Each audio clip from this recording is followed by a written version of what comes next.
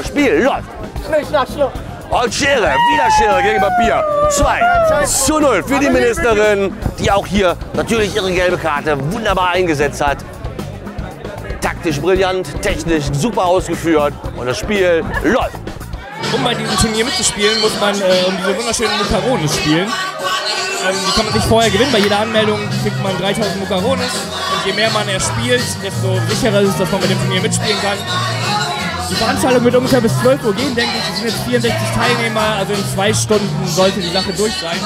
Ihr braucht viele von diesen Mukarones, sonst könnt ihr leider nicht mitspielen.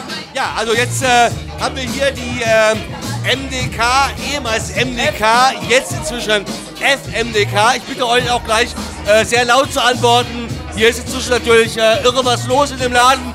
Deswegen müssen wir unsere Stimmen ein bisschen erheben, damit man uns überhaupt versteht. Zunächst mal hier der Führende bei den FMDK, der Kölsche Klüngel, hat im Moment 14 Weltranglistenpunkte und steht auf Platz 3. Und ja, wie soll das hier heute Abend weitergehen?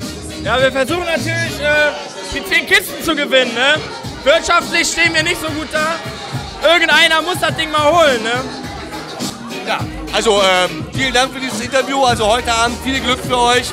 Und vielleicht klappt es ja mit den 10 Kästen Gaffelkirsch, ja? Ich habe noch. Scholti, heute ist unser Tag. Ich weiß es, ich hab's im Gefühl.